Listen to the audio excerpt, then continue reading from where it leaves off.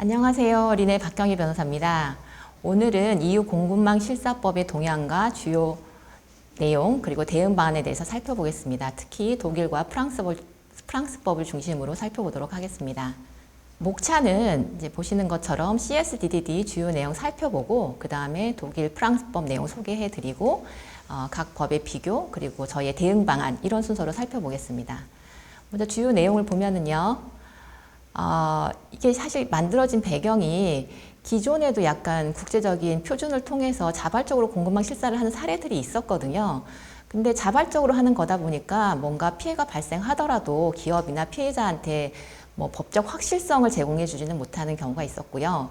그리고 개별 국가가 이제 자체적으로 법을 만들어서 시행하다 보니까 EU라는 단일 시장 내에서 뭔가 제도가 파편화되는 그런 위험이 초래되었습니다.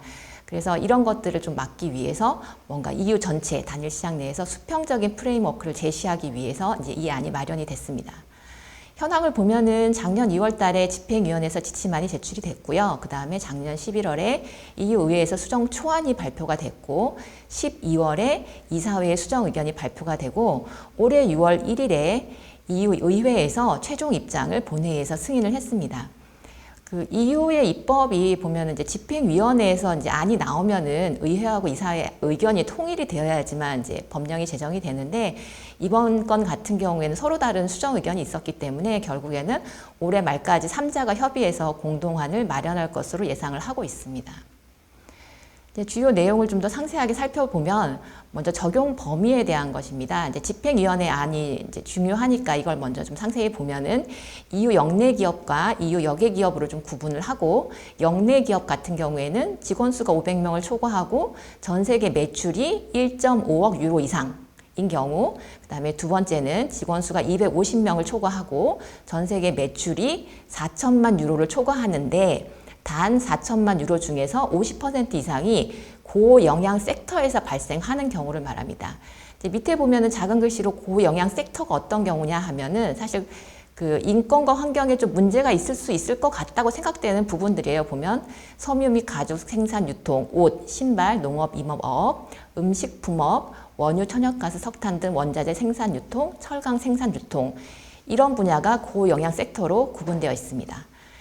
EU 역외 기업 같은 경우에는 EU 내 매출이 1.5억을 초과하거나 EU 내 매출이 4천만 유로를 초과하는데 단 50% 이상이 고영향 섹터에서 발생하는 경우를 말합니다.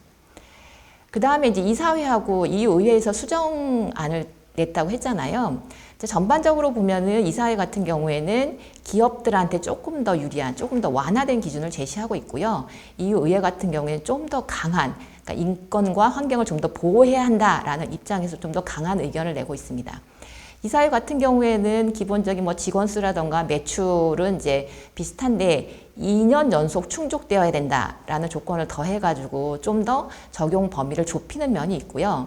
반대로 이제 EU 의회 같은 경우에는 이제 숫자적으로도 보시면 아시겠지만 직원 수 250명 초과, 그 다음에 전 세계 매출 4천만 유로 초과로 해서 숫자가 좀 더 작죠. 그러니까 결국 적용 범위가 넓어진다는 얘기고 의회 안에서는 보면은 최종 모회사 개념을 두어서 모회사가 직원 수 500명 초과, 전 세계 매출 1.5억 유로를 초과하면은 그 모회사 밑에 있는 회사라고 하더라도 EU 영내 회사의 경우에 CSDDD가 적용된다. 이렇게 범위를 넓히고 있으며 사실 가장 중요한 거는 고영향 섹터에 제한이 없도록 한 게, 그러니까 지금 아까 앞에서 본 한 7가지 정도 분야에 한정되지 않고 전체 산업 부분에 적용되도록 한 것이 큰 차이가 있습니다.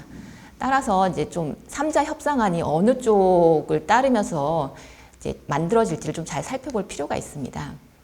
그래서 주요 내용을 한 페이지로 좀 요약해서 보면은 기본적으로 이제 적용되는 기업들한테 기업 실사 의무를 부과를 하는데 실사를 회사 정책에 통합할 필요가 있고요.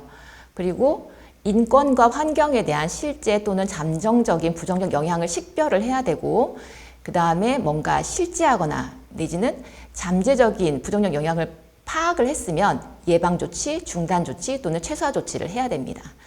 그리고 이런 인권과 환경과 관련해서 이제 주변 이해관계인들이 뭔가 불만을 제기하면 이런 거를 처리할 수 있는 절차가 있어야 되고요. 그리고 실사 정책과 조치들이 실효적으로 작동되고 있는지를 모니터링하는 내용이 있어야 되고, 그리고 본인들의 실사 정책에 대해서 공개적으로 소통을 할 필요가 있습니다. 뭐 전체 내용을 다 상세하게 살펴볼 수는 없어서 이제 주로 중요한 잠재적인 부정적 영향의 예방 그리고 실제하는 부정적 그 영향에 대해서 조치하는 것 7조, 8조의 내용만 좀 살펴볼 텐데요. 사실 이제 저희가 이런 해외 법령들에 대해서 컴플라이언스를 하면서 제일 중요하게 생각되는 부분은 이 법을 지키지 않았을 때 우리한테 어떤 영향을 미치지라는 부분을 좀 보셔야 되는데 우선 이제 그 잠재적 부정적 영향의 예방 제7조를 살펴보면은 예방 완화 조치를 해야 된다. 뭐 당연히 예상되는 내용이겠죠. 부정적 영향이 이제 예상이 됐으니까 계획을 수립하고 시행을 해야 되는데 타임라인도 있어야 되고 어떤 표지가 개선되면 개선됐다고 할 수 있는지 표지를 정해야 되고 영향을 받는 당사자 사전 협의를 해야 되고 그리고 특히 직접적 거래 관계가 있는 파트너한테는 계약적 보증을 확보해야 되기 때문에 공급망에 있는 거래 업체하고는 이런 공급망 실사에 대해서 본인들도 잘 준수하겠다라는 보증을 받는 그런 계약 조항을 넣을 필요가 있습니다. 그리고 사실 중요한 게 예를 들어서 신규 계약 연장 금지 및 거래 중단에 대한 내용이 있습니다. 단기적으로 예방 성과가 기대되는 경우에 잠재적으로 부정적 영향이 파악이 됐는데 곧 그냥 예방될 수 있겠다라고 하면 그동안에는 거래를 일시 중단해라. 만일 잠재적 영향이 심각하면 아예 거래를 종료해라. 이런 내용이 들어있습니다. 그 얘기는 이 회사 자체는 CSDD가 적용되지 않는 기업이라고 하더라도 CSDD가 적용되는 기업에 공급하는 업체 같은 경우에는 그 CSDD가 요구한 사항을 준수하지 못하면은 결국 공급망 자체에서 탈락할 수 있는 그런 위험이 있는 것입니다. 뭐 이사회나 의뢰안도 거의 비슷해서 읽어보시면 될 것 같아서요. 이건 내용 보시고요. 그 다음에 실제하는 부정적 영향의 종식에 대해서도 사실 내용은 뭐 거의 대동소이합니다. 개선 조치를 해라. 계획에는 타임라인이나 표지나 사전 협의가 있어야 된다. 뭐 이런 거 비슷하고요. 역시 신규 계약 연장 금지 및 거래 중단 조치에 대한 내용들이 있기 때문에 역시 공급망에 있는 기업들, CSDD가 직접 적용되지 않는 기업한테도 뭔가 거래 관계에서 탈락하는 그런 리스크가 있을 수 있습니다. 뭐 중요한 이제 위반 시 제재 및 책임을 좀 봐야 되겠죠. 기본적으로 이제 행정 제재, 금전적인 제재를 포함한 행정 제재가 있고요. 행정 제재는 위반 행위 중단, 관련 행위의 반복 자제, 시정 조치, 금전적 제재, 긴급한 위험을 막기 위한 임시 조치. 뭐 우리나라 규제 사항에서의 행정 제재와 거의 유사하고요. 금전적 제재를 보면은 이 디렉티브라는 EU의 법령이라고 하는 게 자체적으로 EU 회원국들한테 영향을 미치는 게 아니라 회원국들한테 그 지침의 기준에 맞는 개별 법령을 만들어서 그걸 적용시키도록 하고 있는 법령이거든요. 그래서 금전적 제재가 숫자적으로 그래서 구체적으로 나오질 않습니다. 다만 어떤 식으로 나오냐면 금전적 제재가 이런 이제 공급망 실사의 취지를 달성할 수 있도록 효과적이어야 되고 비례적이어야 되고 설득적이어야 된다. 그리고 이제 제재를 정할 때 감독기관의 구제 명령을 준수했는지 그리고 타 기관과 협조를 잘 했는지 이런 것들을 고려해서 금액을 정하고 사실 중요한 거는 제재 금액을 전 세계 매출 기준으로 산정하겠다. 이 부분이 사실 되게 중요합니다. 매출액이 높아질수록 금전적 제재가 막 기하급수적으로 늘어날 수 있거든요. 여러분들 기억하실지 모르겠지만 이제 유럽에 GDPR이라고 해서 개인정보 보호에 대한 일반법이 나온 다음에 거기서 가장 충격적인 게 위반 회사에 대해서는 전 세계 매출 4% 과징금 부과하겠다고 했잖아요. 역시 CSDD 같은 경우에도 비슷한 기준으로 전 세계 매출 기준으로 해서 금전적 제재를 하겠다고 하고 있기 때문에 유의할 필요가 있습니다. 그리고 제재 결정이 공표되기 때문에 회사의 레퓨테이션에도 영향을 미칠 수 있습니다. 그 다음 민사 책임을 좀 살펴보면 이제 집행위원회 안을 보면은 이제 7조, 8조 아까 앞에서 봤죠. 이제 잠재적 위험에 대한 예방, 그 다음에 실제하는 위험에 대한 종식 조치들 이런 거를 안 해가지고 손해가 발생하면 민사 책임을 지도록 되어 있습니다. 그리고 이제 만일 직접 계약 상대방에 대해서 계약적 보증을 받았다라고 하면 나랑 직접적 거래 관계는 없는 간접적인 파트너의 활동으로 인한 거에 대해서는 책임을 부과하지 않도록 했고요. 따라서 이제 사전적으로 직접 거래 상대방한테 계약 보증을 받는 게 굉장히 중요하겠죠. 책임 범위를 줄일 수 있으니까. 그리고 이제 민사 책임이 있어서도 아까 행정적 제재에 있어서 금전적 제재와 마찬가지로 범위 결정하는 데 있어서 구제 명령을 잘 준수했는지 기타 법에서 요구하는 투자나 지원, 협조 등을 잘 했는지를 고려를 하고 있습니다. 이사회나 뭐 의회안 같은 경우에도 뭐 그닥 그 차이는 없고요. 다만 이제 이사회 같은 경우는 아까 말씀드린 것처럼 약간 친기업적인 성향이 있다고 했잖아요. 그래서 징벌적 멀티플 배상으로 해서 과도한 배상이 되면 안 된다라는 약간의 제한적인, 물론 선언이긴 하지만 그런 내용들이 들어있고, 그리고 이 본인, 그러니까 적용되는 회사 자체가 아니라 비즈니스 파트너에 의해서만 유발된 손해에 대해서는 책임 없다. 이런 식으로 기업을 좀 보호하는 내용이 있습니다. 이제 EU 의회안 같은 경우에 보면은 그 지침상 의무 위반으로 인해서 실제 부정적 영향을 야기하거나 발생에 기여해서 손해가 발생한 경우 민사 책임을 지는데, 그 책임 범위 결정 시에 그 구제행위, 뭐 여러 가지 영향받은 이해관계 협조 등 고려하는 건 똑같고요. 다만 이제 피해자를 대리해서 시민단체 등이 제기가 가능하다는 내용이 사실은 좀 회사 입장에서는 부담스러운 내용입니다. 뭐 우리나라에서도 아시겠지만 여러 협회들이나 단체들이 뭔가 이렇게 피해자들을 대리할 수 있게 되는 경우 소송 같은 게 훨씬 많아질 수 있거든요. 이런 부분들이 조금 기업한테는 조금 더 부담스러운 부분이라고 할 수 있습니다. 그 외에도 이제 EU에서도 이제 공공 지원을 받는 기업들이 있을 텐데, 공공 지원을 신청하는 기업은 본 지침상 의무 불이행으로 제재를 받은 바 없음을 증명을 해야지만 공공 지원을 받을 수 있다고 하는 거니까, 결국에는 CSDDD 위반으로 해서 제재를 받게 되면은 이제 공공 지원 신청을 못 하게 되는 거죠.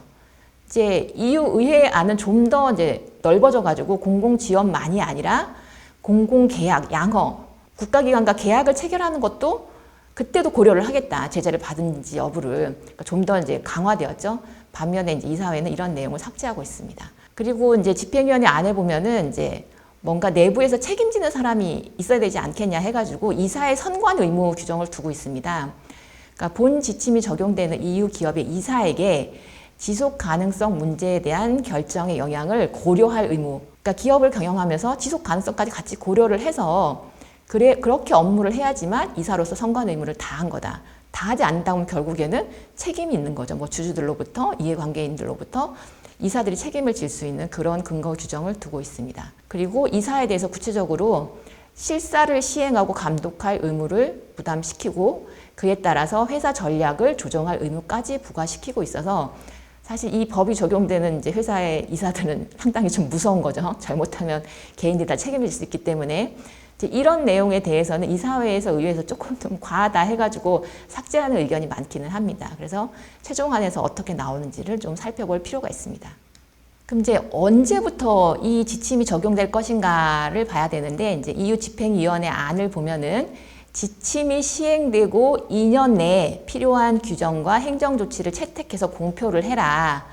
그리고 1그룹 기업 이제 기억나시나요? 500명 이상, 1.5유로 이상은 2년 후, 그 다음에 2그룹 기업, 250명, 4천만 유로, 이 기업들 같은 경우 지침 시행 후 4년 후에 적용하겠다라고 되어 있습니다. 이사회와 의회는 막 조금씩 달라요. 조금씩 다른데 거의 뭐 이제 2년에서 5년 정도 사이에 적용이 될 거다라고 예상을 하고 있습니다. 따져보면은 뭐 올해 안에 좀 빨리 이제 3자 협의안이 나와서 이제 시행이 되게 되면은 빠르면 2025년, 늦어도 한 2026년부터는 이제 대기업 같은 경우에 적용이 된다라고 보시면 됩니다. 따라서 뭐 아시겠지만 이거 준비가 그렇게 간단하진 않거든요. 적어도 2, 3년은 걸릴 거라고 생각을 하면 지금부터 뭔가 지침안을 기준으로 해가지고 준비를 시작할 필요가 있습니다. 뭐 대부분 보면 CSDD 내용을 설명하는 내용에서 뭐 실사를 해야 된다라고 하는데 구체적으로 뭐에 대해서 해야 되는 거냐, 인권과 환경에 대해서는 알겠는데, 그래서 제가 이제 그 EU 집행위원회 안에 보면 별첨에 보면은 도대체 인권에 대해서는 뭘 지키라는 거냐, 환경에 대해서는 뭘 지키라는 거냐라고 해서 별첨이 나와 있는데요. 제가 뭐 완전히 이제 통번역을 하지는 않고 주요 내용만 어떠한 항목들이 있는 거구나라는 걸 아실 수 있도록 좀 정리를 해봤는데요. 뭐 생명권, 안전권, 고문, 비인도적인 대우 금지 위반, 뭐 자유안전, 사생활, 사상, 양심, 종교의 자유, 공정한 임금, 안전한 근로 조건, 그리고 근로자의 적절한 주거, 음식, 의복, 물, 위생에 대한 접근 제한, 그리고 아동에 대한 보호들이 있고요. 뭐 인신매매, 노예제 금지, 강제노동 금지, 이제 그리고 결사의 자유 및 단체 조직권 침해, 고용시 불평등 대우 금지, 그다음에 환경 파괴 유발행위 금지, 뭐 이런 내용들이 들어 있습니다. 그래서 이런 내용들이 인권과 관련되어 있구나라는 것을 이해하시면 될 것 같고요. 그럼 별첨에서 이제 환경과 관련돼서 어떤 내용들이 있는지 한번 살펴보도록 하겠습니다. 뭐 보시면은 생물 다양성 보존 조치 위반, 그다음에 멸종위기 동식물 무허가 수입 수출 행위, 수은과 관련된 내용들이 있고요. 잔류성 유기 오염 물질, 관련된 내용들이 있고, 폐기물, 그리고 특정 유해 화학물질 및 살충제 수입금지 위반, 그 다음에 오존층 고갈과 관련된 물질들, 그래 유해 폐기물들에 대한 내용들이 있습니다. 그래서 이런 내용들이 환경과 관련해서 CSDDD에서 우리가 실사해야 되는 부분이구나 라고 이해를 하시면 될 것 같습니다. 이제 넘어가서 우리 독일과 프랑스법에 대해서는 구체적으로 어떻게 규정되어 있는지를 살펴보도록 하겠습니다. 먼저 독일 사례를 보면은요, 독일에서는 독일 공급망 실사법이라고 해서 2021년에 개별 법령으로 제정이 됐고, 올해 23년에 이제 발효가 됐고, 일부 기업들은 24년부터 적용이 되고 있습니다. 인권과 환경에 대한 전반적인 실사 의무를 구체화한 최초의 법령이고, 사실 이제 뒤에서 살펴보겠지만 프랑스법이 좀 더 빨리 만들어졌거든요. 근데 프랑스법 같은 경우에는 굉장히 이제 불명확하게 두리뭉실하게 이제 되어 있는데 반해서 이제 독일법 같은 경우에 상당히 구체적으로 규정이 되어 있습니다. 그래서 정부 및 국가기관에 의한 공적 규제 및 처벌을 제도화를 했다는 게 되게 중요한데요. 다만 실사 위반 의무 자체가 민사적 책임은 발생시키지 않는다는 걸 명시해서 이 부분은 아까 앞에서 살펴본 EU 집행위원회 안과 차이점이 있습니다. 구체적인 내용을 좀 살펴보면 적용 범위를 보면은요, 독일 기업 같은 경우에는 독일 내 본사, 주된 영업소, 관리본부 또는 등록 사무소를 둔 기업 중에서 상시 근로자 3,000명 이상, 꽤 크죠. 그리고 2024년부터는 1,000명 이상인 기업에 적용이 되고요. 그리고 독일 외 기업 같은 경우에는 이제 독일의 지사를 둔 기업 중에서 독일 내 상시 근로자 3,000명, 2024년부터는 1,000명, 그리고 독일 내 고용된 모든 계열회사 직원은 모회사 근로자 수에 포함하는 걸로 계산을 하고 있습니다. 주요 준수사항 및 위반 시 제재를 좀 살펴보면은요, 컴플라이언스 관련된 내용들은 대부분 다 비슷합니다. 뭔가 위험을 식별한 다음에 그걸 개선 조치를 하고 이런 것들을 공표하고 뭐 이런 내용들이거든요. 보면 자사 및 직접 공급업체에 대한 위험 분석을 위험을 알아야지 예방을 할 거니까. 그래서 확인된 인권 및 환경 위험에 대해서 적절하게 가중치를 부여해서 우선순위를 결정하고 위험 분석 결과를 의사결정권자한테 전달을 하고 매년 1회 실시를 하도록 하고 있습니다. 뭐 매년 1회긴 하지만 만일 신제품이나 신규 사업 분야 진출해서 공급망의 위험 상황이 변경되면 수시로 실시하도록 되어 있고요.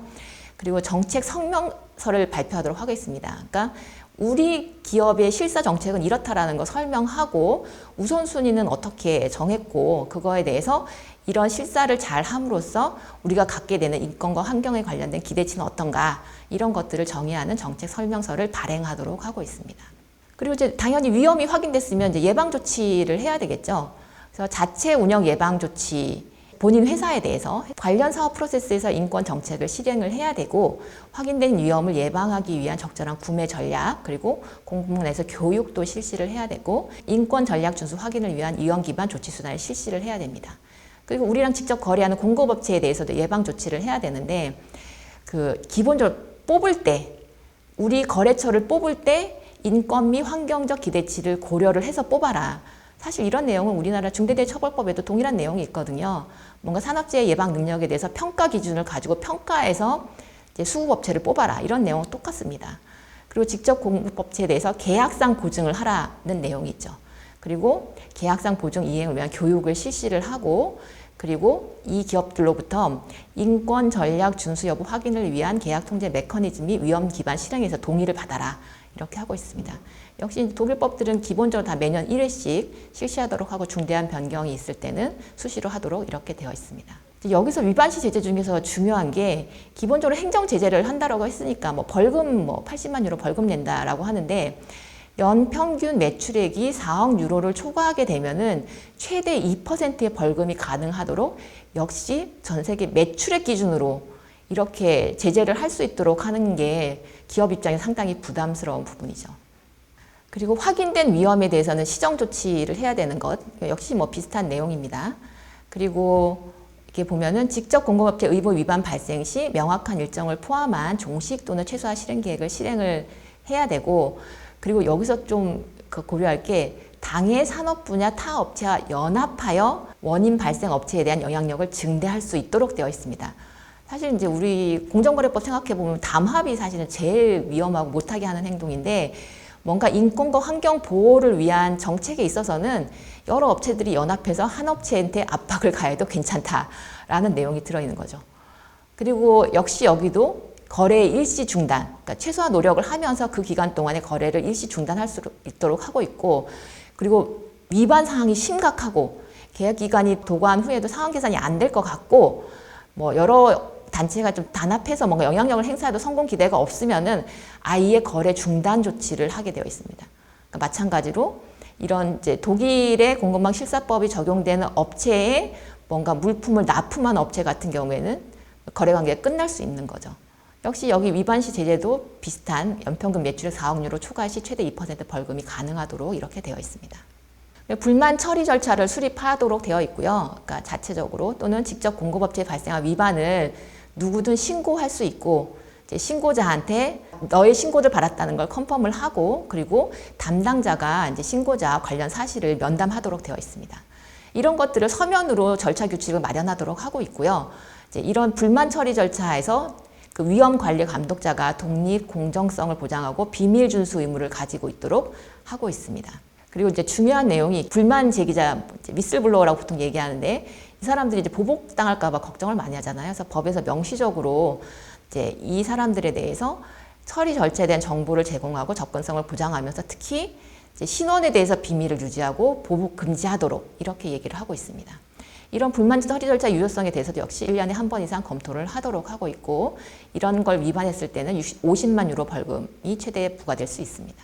그 다음에 이제 직접 공급업체에 대한 실사는 당연한 거고, 이제 간접 공급업체에 대해서는 일단 불만 처리 절차를 먼저 수립을 하고, 인권, 환경 관련 의무 위반이 발생할 수 있는 사실적 징후가 확인되면 이제 그때 위험 분석하고 예방 조치하고 뭐 정책 수립하고 성명서 업데이트해라, 이런 내용들이 있습니다. 그리고 관련 문서들은 이제 7년 이상 보고해야 되고, 이런 내용들을 연례 보고서를 사업연도 종료 후 4개월 내에 공개하도록 하고 있습니다. 독일법에서의 특징은 아까 앞에서도 봤지만 본 법률에 따른 의무 위반이 민사 책임을 직접 발생시키지는 않습니다. 하지만 이 법과 독립적으로 성립된 민사 책임, 뭐 독일법도 마찬가지로 뭐 불법 행위라든가 계약 불이행이라든가 이런 내용들이 있을 수 있으니까 그런 민사 책임에는 영향을 미치지는 않습니다. 그 외에 뭐 행정 조치들 가능하고, 역시 공공계약에서 수주가 제외되는, 예를 들어서 17만 5천 유로 벌금 부과가 확정된 경우에는 3년 범위 내에서 공공계약 수주에서 제외되고, 다만 이제 위반행위 종류별로 이제 아까 보면 앞에 의무사항들이 여러 가지 있었잖아요. 그 중에서 위반행위 종류별로 150만 유로, 200만 유로, 매출액이 0.35% 이상 벌금이 확정된 경우에 한정되도록 위반행위 종류별로 구분되어 있는데 너무 상세해가지고 이것까지 정리하지는 않았습니다. 다음으로 이제 프랑스 사례를 보겠습니다. 이제 기업 실사 의무법, 이게 비절런스라는 단어를 써가지고 이거를 경계 의무법이라고 하는 경우도 있고 감시 의무법이라고 하는 경우도 있는데, 공급망 실사법이라서 그냥 실사 의무법으로 그렇게 번역을 했고요. 실사 의무법이라고 하는 해석하는 그런 논문들도 많습니다. 이제 프랑스 무역산업법의 일부 조항을 규정하는 형식으로 되어 있고, 2017년에 발효가 돼가지고 사실 제일 빨리 실사 의무를 규정을 했습니다. 근데 이제 이 법은 아까 이제 독일법이 이제 정부기관을 통한 행정적 제재를 위주로 한다라고 하면은, 프랑스 법은 불법행위 성립을 통한 민사적 제재를 위주로 한다는 게 가장 큰 특징인데, 가장 큰 문제점이 법률 내용이 너무 조금밖에 없어요. 조금밖에 없어가지고 되게 불명확한 거예요. 도대체 이 법을 지켜야 되는 기업들이 누구인지도 조금 헷갈리고, 법률상 이해관계 있는 당사자가 누구인지도 좀 헷갈리고, 관할법원도 좀 헷갈렸는데, 관할법원은 이제 현재 이제 프랑스 대법원 판결로 민사법원 관할이다라고 확정은 됐지만, 여전히 이제 전반적인 법 자체가 양이 너무 작고 내용이 너무 조금이고 하다 보니까 불명확한 그런 문제점이 있습니다. 적용 범위를 좀 살펴보면은, 프랑스 기업 같은 경우에는 프랑스 기업 중에서 5,000명, 2회계연도 연속 고용된 직원이 5,000명, 제일 범위가 넓죠. 그리고 프랑스 외의 기업 같은 경우에는 프랑스 영토에 지사 또는 직간접 자회사를 둔 기업 중에서 2회계연도 연속 10,000명 이상, 그러니까 상당히 규모가 큽니다. 자, 앞에서 적용 범위를 살펴봤고, 이제 구체적인 이제 실사 의무의 내용에 대해서 좀 살펴보도록 하겠습니다. 그러니까 프랑스법에서도 회사 운영에 대한 실사 계획 수립 의무가 이제 규정되어 있는데, 이제 뭐 합리적인 실사 조치가 돼야 된다. 실사 조치는 대상 회사가 지배하는 회사, 상업적 관계를 유지하는 하청업체 또는 공급업체 운영에서 직간접적으로 발생하나 파생되는 위험까지 방지할 수 있어야 된다. 약간 거의 선언하는 것 같은 그런 의미죠. 그리고 실사 계획 및 이행 보고서가 연례 영업 보고서에 포함돼서 공개되어야 된다. 그리고 이제 계획에는 어떤 내용들이 포함되어야 하면 위험성을 식별 분석하여 순위를 지정하는 리스크 매핑 작업이 있어야 되고, 그리고 이제 자회사, 하청업체 등을 정기적으로 평가하는 평가 절차가 있어야 되고, 그리고 위험성을 완화하거나 위반 행위를 예방하기 위한 적절한 조치가 있어야 되고, 그리고 노동조합 대표와 협력해서 실제 현존하는 위험의 보고 수집을 위한 경보 체계가 있어야 되고, 그리고 이렇게 시행된 조치, 이 후속 조치 및 효율성 평가를 위한 모니터링 체계가 있어야 되고, 사실 전반적인 이제 그 컴플라이언스 관련된 제조들에서 요구한 사항들은 다 요구를 하고는 있는데 이제 구체적이지는 않죠. 그다음에 실사 의무 혜택에 따른 손해배상 책임 규정이 있는데, 이제 실사 의무의 이행을 통해서 피할 수 있었던 피해를 보상할 책임과 의무를 인정을 하고 있습니다. 근데 이제 이런 책임 성립을 위한 소송은 적법한 이해관계에 있는 사람이 관할권 있는 법원에 제기를 해야 되거든요. 여기서 이제 적법한 이해관계에 있는 사람이 누군지가 이제 헷갈리는 거죠. 그리고 이제 법원이 이제 이행 강제 명령을 할 수 있는 근거 규정이 있는데, 예를 들어서 대상회사가 의무를 준수하라는 공식 통지를 수령한 후 3개월 내에 의무 이행을 하지 않으면 적법한 이해관계에 있는 사람의 요청에 따라서 관할권은 재정적 강압을 통한 의무 준수, 그러니까 이런 걸 의무 준수를 안 하면은 뭐 일당 얼마의 제재를 할 수 있다, 금전적 제재를 할 수 있다, 이런 규정을 통해서 의무 준수를 촉구할 수 있습니다. 지금까지 이제 독일법, 프랑스법 내용 살펴봤고요. 앞에서도 좀 말씀드렸지만 간단하게 개별 병력들 비교를 좀 해보도록 하겠습니다. 내용 보면 이제 범위가 사실 다르죠. 그러니까 EU의 CSDDD 내용이 사실은 범위가 좁고요. 그리고 제재 방식을 보면은 이제 CSDDD 같은 경우에는 이제 행정 제재 당연히 있죠. 그리고 민사 책임 근거 될 수 있다라고 되어 있고, 그리고 공공 지원, 공공 계약에도 영향을 미칠 수 있고, 물론 이거는 아직 안이 확정되지 않았기 때문에 확정돼야지 알 수 있는 내용이고, 그 다음에 이제 독일 같은 경우에는 이제 1000명 기준으로 되어 있죠. 2024년 기준으로 1000명. 프랑스는 5,000명, 10,000명 이렇게 되어 있고, 독일은 행정제재, 그러니까 공적 규제 방식이고 실사 의무 위반 자체로 인한 민사 책임을 인정하지 않고 있고, 다만 프랑스는 손해배상 책임으로 일원화되어 있고 법원의 이행 강제 명령 방식이 가능하다, 이 정도의 차이가 있습니다. 그리고 준수 사항 보면은 사실 뭐 거의 비슷하죠. 이제 CSDDD와 독일하는 거의 비슷하다고 보시면 되고요. 이제 프랑스 같은 경우에는 뭔가 선언적으로 좀 규정이 되어 있다 보니까 구체적인 내용이 좀 부족하다라는 의견이 있습니다. 그래서 실질적인 효력이 어떨까에 대해서 보면은 특히 CSDDD 같은 경우는 민사적 구제 수단하고 공적 규제가 병행되어 있기 때문에 가장 강력한 제재 효과가 있다라고 보이고요. 독일 같은 경우에는 공적 제재 위주로 되어 있고 프랑스는 이제 민사적 구제 수단으로 되어 있어서 실질적인 예방 효과가 좀 어렵지 않을까라는 이제 그런 우려가 있습니다. 아까 잠깐 말씀드렸는데 유럽 연합법들이 보면은 뭐 규정, 지침, 결정, 권고, 의견 이렇게 5가지 종류의 이제 법의 종류들이 있는데, CSDD는 듀딜리전스 디렉티브 해가지고 지침이거든요. 지침 같은 경우에는 그 달성 목표를 지켜야 된다, 회원국들은 각자. 그러나 그 형식과 수단은 회원국들이 선택할 수 있도록 되어 있거든요. 그러니까 개별 법령에서 어떤 형식과 수단으로 그 목표를 이룰 것인지는 각자 정할 수 있기 때문에, 이제 말씀드린 것처럼 이 지침이 만들어진 후에 개별 국가가 아까 이제 CSDDD 보면 2년 내에 관련된 이렇게 규정들을 만들고 조치를 하라고 돼 있잖아요. 그래서 그 지침이 만들어진 후에도 개별 국가들이 어떤 내용으로 뭔가 이 법을 실행하기 위한 형식과 수단을 선택한 것인지를 살펴볼 필요가 있습니다. 이 정도의 이제 내용을 살펴보면 이제 저희가 이제 뭘 해야 될지를 이제 좀 정리를 해봐야 될 텐데, 일단 기본적으로는 CSDDD 최종안이 사실 제일 중요합니다. 3자 간의 이제 협상들을 하고 있을 거기 때문에 그 내용이 어떻게 적용되는지, 특히 뭐 적용 범위, 언제부터 적용되는지, 이사의 의무가 계속 유지될 건지 이런 것들을 좀 살펴볼 필요가 있고요. 그리고 이제 우리 사업 현황을 보면서 우리랑 주로 거래 관계가 있는 데가 독일인지 아니면 뭐 영국인지 프랑스인지에 따라서 CSDDD가 이제 발효되더라도 3자 협상안이 마련되더라도 그 다음에 각국의 개별 법령에서 어떤 식으로 규제를 하고 있는지를 보실 필요가 있죠. 각국에서는 적용 범위를 어떻게 정하고 있는지, 그리고 제재는 어떤 것들을 규정하고 있는지, 구체적으로 실사하면 내가 뭐뭐 해야 되는지, 이런 것들을 좀 살펴볼 필요가 있습니다. 근데 이제 말씀드린 대로 사실 이게 공급망 실사라고 하는 게 이게 뭐 해본 기업들은 뭐 법이 이제 어느 정도 정해지면 그거에 맞춰서 조금만 수정하면 뭐 바꿔서 할 수 있겠지만, 전혀 하지 않던 기업 입장에서 보면은 이걸 시행한다는 게 이게 보통 일은 아닙니다. 말씀드린 것처럼 몇 년의 준비 기간이 필요하기 때문에 현재 우리 사업이 어떤 산업에 속해 있고, 그리고 우리 공급망에는 어떤 업체들이 있고, 그거 자체는 파악이 되어 있으니까 그 안에서 아까 살펴본 EU 집행위원회 안에 별첨에 보면은 인권과 관련해서, 환경과 관련해서 어떤 것들을 이제 실사를 해야 되는지에 대해서 항목들이 있었잖아요. 그 항목들에 관련해서 우리가 어떤 생물 다양성에 좀 문제가 있는지, 수은 관련된 거에 문제가 있는지, 아니면 폐기물에 문제가 있는지, 이런 부분의 주요 리스크를 먼저 확인할 필요가 있습니다. 그리고 확인된 거에 대해서는 어떻게 개선을 할 수 있는지에 대한 고민을 하셔야 되고, 실제로 공급업체의 변경이 필요한 건지, 아니면 공급업체에 대해서 어떤 개선 조치를 좀 요청하고 그거에 따라서 뭐 좀 인센티브를 줄 건지, 이런 여러 가지 조치들에 대해서 사전적으로 좀 고민을 해야지 법이 실제로 시행됐을 때 그거에 맞춰서 준수를 할 수 있지 않을까 싶습니다. 예, 이 정도로 오늘 그 EU 공급망 실사법, 특히 이제 독일 프랑스법 기준으로 해가지고 주요 내용들 살펴봤고요. 그리고 그거에 대해서 저희가 어떤 식으로 대응해야 될지에 대해서 살펴봤습니다.